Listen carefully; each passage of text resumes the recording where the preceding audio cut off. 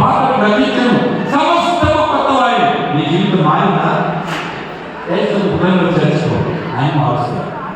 ఈ మన సోదరి సోదరుగా పెళ్లికి వచ్చాం, చాలా సంతోషం.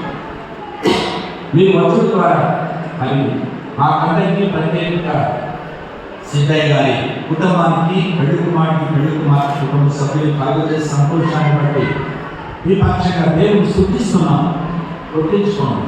అయితే ఈ పెళ్లి తాత్కాలికం, ఆ పెళ్లి శాశ్వతం. ఘనమైన పెళ్లి, శాశ్వతమైన పెళ్లి. ఆ పెళ్లిలో పెళ్లి కొడుకు పరమాత్ముడు, పెళ్లి కూతురు సంఘం. ఆ సంఘం అనేటువంటి పెళ్లి కూతురు చేయాలా, ఆ సంఘంలో చేరాలి. యేసు రక్తంలో కడుగులైనటువంటి సంఘం అని బైబిల్ చెబుతుంది. 20:58 వచ్చిన అపొస్తలుల కార్యాలు. యేసు రక్తం చేత కడగబడ్డావా? అప్పుడు చేరాలి. నాన్న ప్రభువు అందరినీ దీవించాలని మా ఆశ. ఈ లోకం శాశ్వతం కాదు. ఇది ఇంట్లో ఉంటావు, మంటలు వెళ్ళిపోతావు. నాన్న మంటలు వెళ్ళిపోతావు, ఇదేం శాశ్వతం కాదు. అందుకే పెద్దవాళ్ళు అన్నారు, పెళ్లి చేసి చూడు, ఇల్లు కట్టి చూడు అన్నారు. ఇప్పుడు ఇద్దరు పెళ్లిలో తిరుగుతున్నారు పాపం. ఈ ఇల్లు కట్టి ఎక్కడుందో తెలియదు. కానీ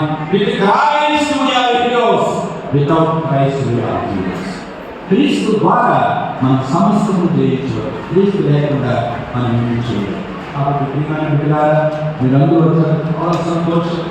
అయితే ఘనమైన పెళ్లిలో వరుడైన యేసు ప్రభువును వరించి నీవు కూడా ఉండాలంటే వధువు కావాలి, పెళ్లి కూతురు కావాలి. సంఘంలో నీవు చేరాలంటే యేసు హృదయంలో చేర్చుకో. యేసు పాపి రక్తంలో కడుగు.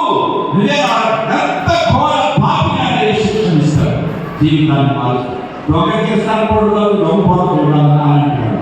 గుర్తుపెట్టుకో, దేవుని నిజంగా రక్షకుడిగా అంగీకరిస్తే పాపములపై పశ్చాత్తాపపడి యేసుని ప్రేమించి శిక్ష శిలువలో భరించి రక్తం కార్చి చంపివేశాడు. నమ్మితే చాలు, నీ పాపాలు క్షమిస్తాడు, ఉచితంగా నీ రక్షణిస్తాడు.